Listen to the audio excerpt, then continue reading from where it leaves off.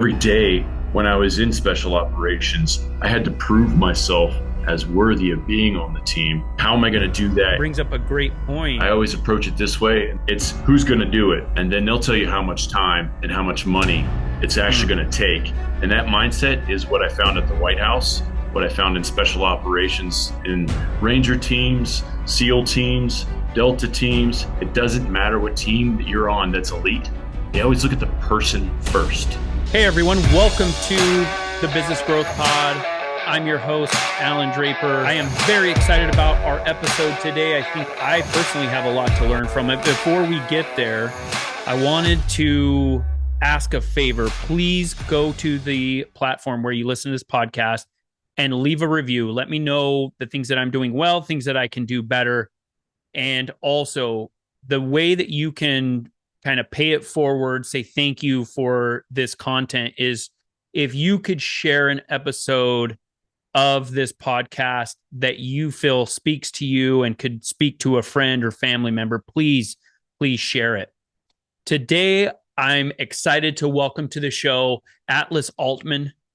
After almost 3 decades of being on elite military teams, Atlas started writing books on leadership to capture lessons for future generations to learn without having to take the hard roads of the no-fail missions, combat zones, and poor mindsets that many leaders like Atlas had to overcome. Atlas has written 3 bestsellers explaining the basics of leadership from the perspective of an awarded, professionally trained, and educated elite military team leader who has logged hundreds of successful missions worldwide while helping thousands grow in their leadership for massive amounts of success.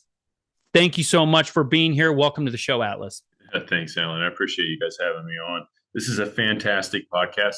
I've listened to about 4 or 5 episodes just this week. I can't stop listening to it. So thank you for getting this out for everyone.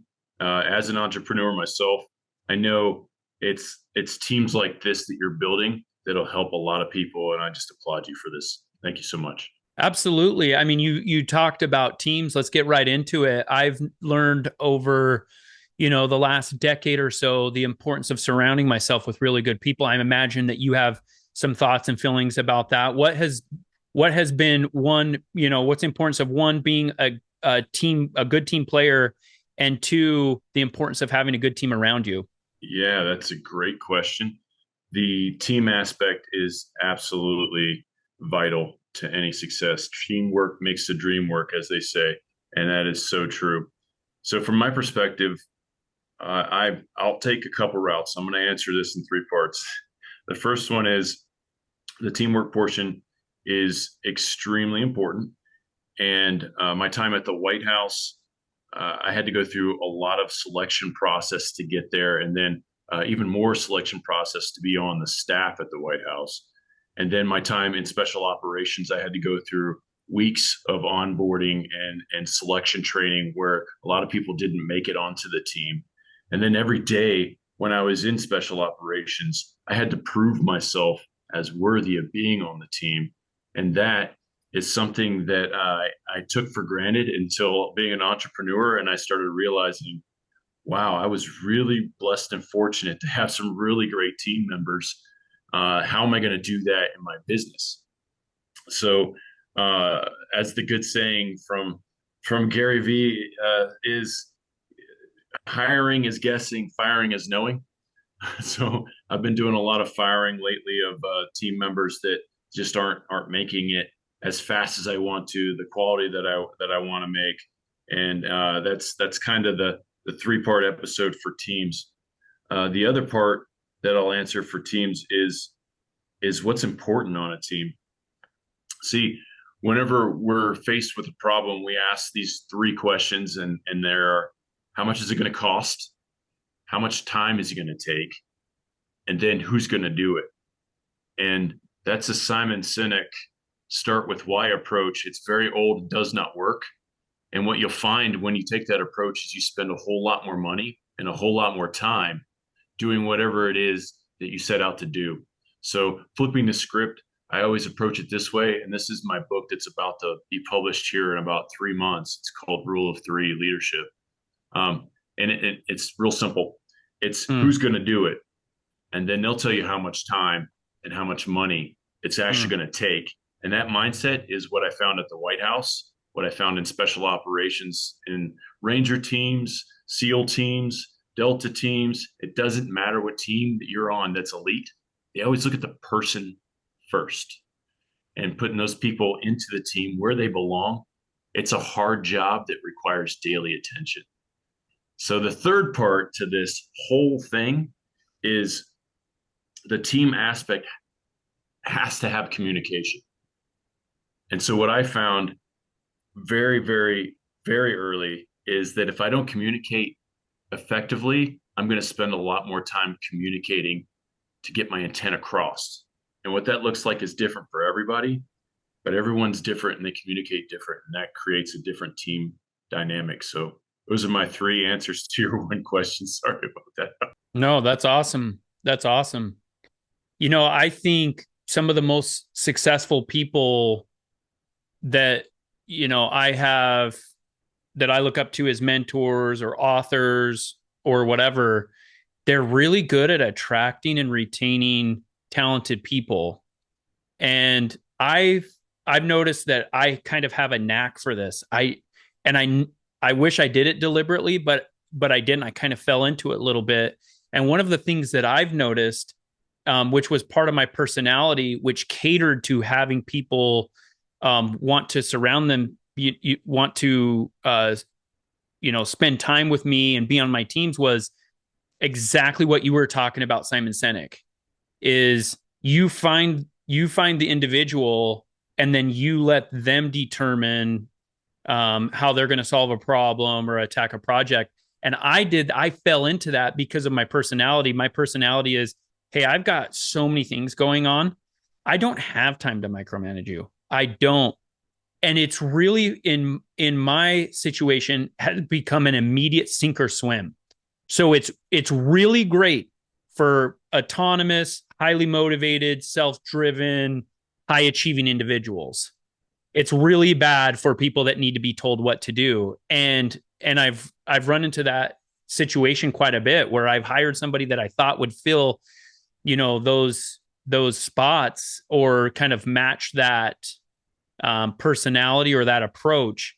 And I found that there are people out there, Atlas, that they want to be told what to do. They want to be micromanaged. And it's just doesn't fit within what I'm trying to do because of, all the things that I'm involved with. And um, so, there's this idea that, going back to what Simon Sinek said, that, you find great people and let them do what they're great at.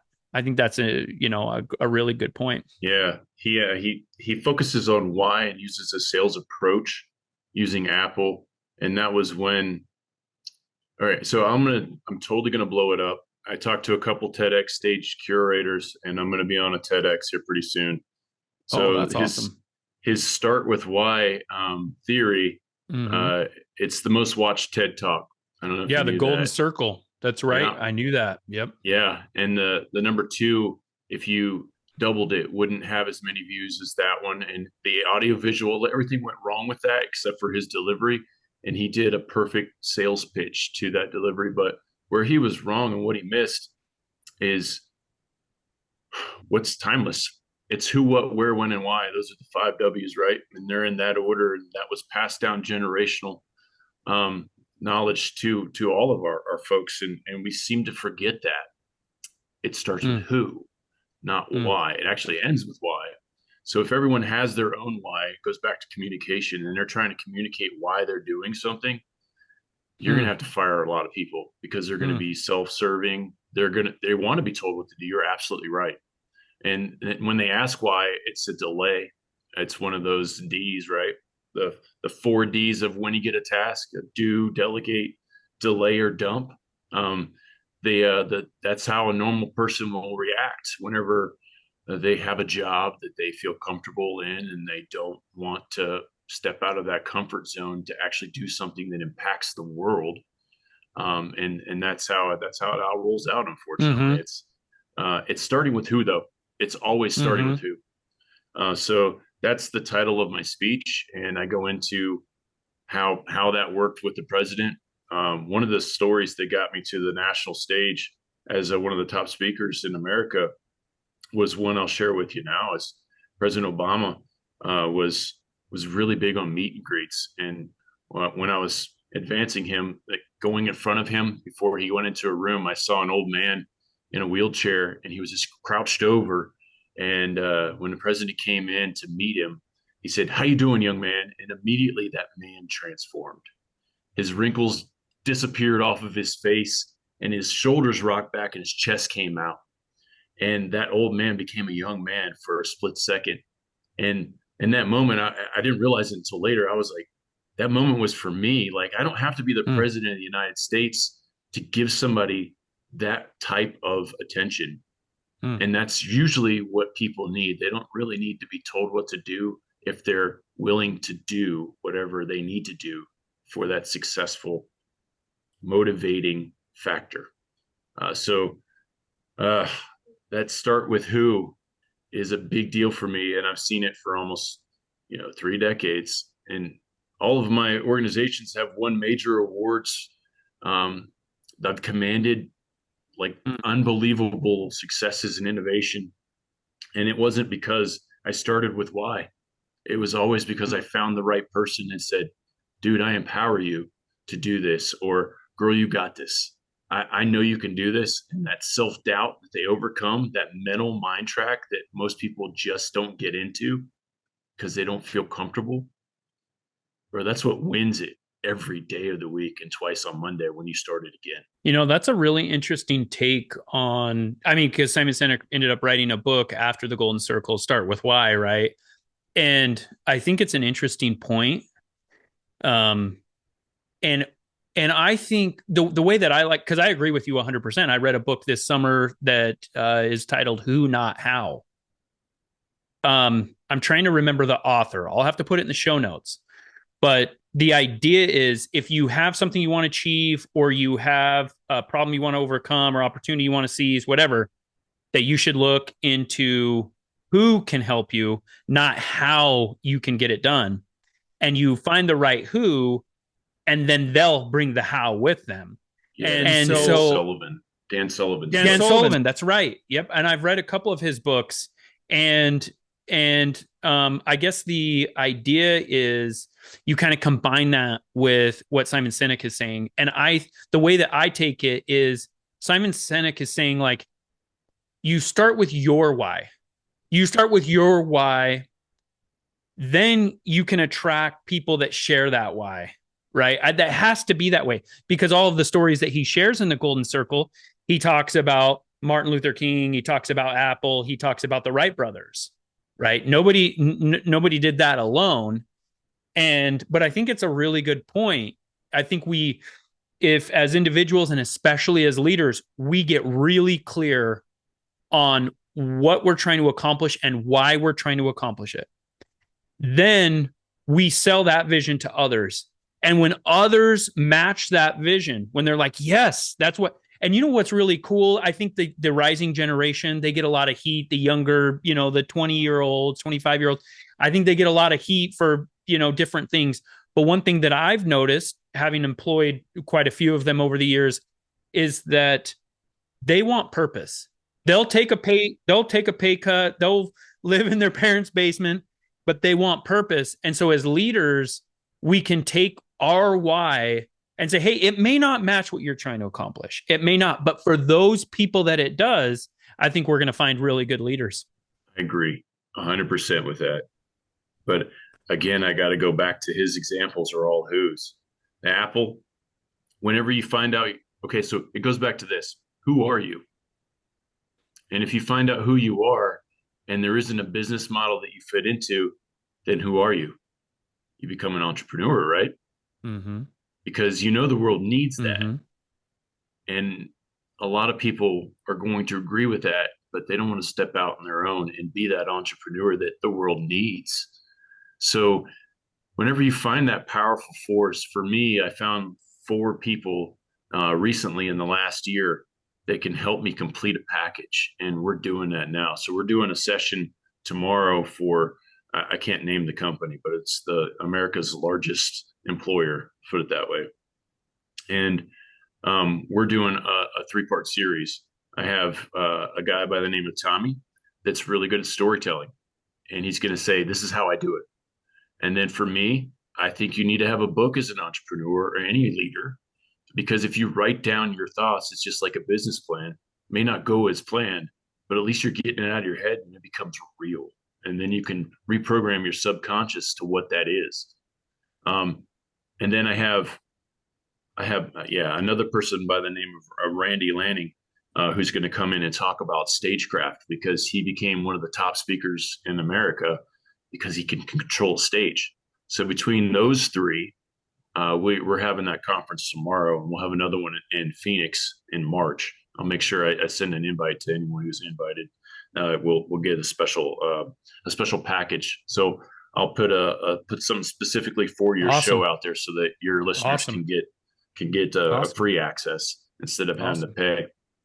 But we're going to do that in March. We're going to bring in some other people, professional athletes, billionaires, and they're going to talk about how they use stages like a podcast, for example, to change and impact the world that we live in. And it's just powerful. All of that stuff, that who that I am, I figured out where I belong on this team because my part completes the whole package. But each one of us had to figure out who we were before we could figure out what we were going to do and how we're going to do it. So in the golden circle, he puts why in the Mm-hmm. middle, how outside of that, and what it is. Because if you don't know what you're Mm-hmm. doing, then you're going to be lost. If you don't know how you do it, then you're not going to get it done. So you got to figure out what your why is. And I disagree. I think you got to figure out who you are, and then you'll figure out how you're going to do it and what it is that you're going to do perfectly.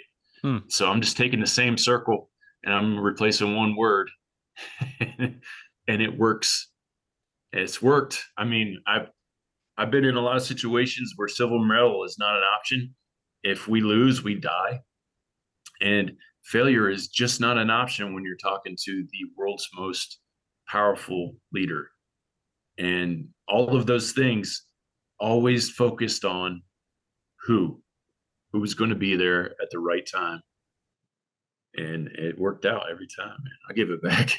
I could talk all day on who. Yeah. So I really like that story, about kind of seeing people for who they can become, and helping people kind of double down on their belief system and things like that. As a leader, how do we do that in a genuine way where it doesn't feel forced, and I'm not talking about somebody that we see once, we pass them in the street or whatever, but somebody that we rub shoulders with or we have a meeting with several times a week. How do we do that where we build them up, we help them, because we do this as parents, right? Like if our kids get frustrated or upset, it's like, man, I wish you could see yourself like I see you. I think that would change a lot. So how do we do that on a regular basis while staying genuine and not so it doesn't feel forced? We talked a little bit about this earlier. If you take a couple parts from everyone's book, you can formulate your own opinion or strategy on what it is that you need to do.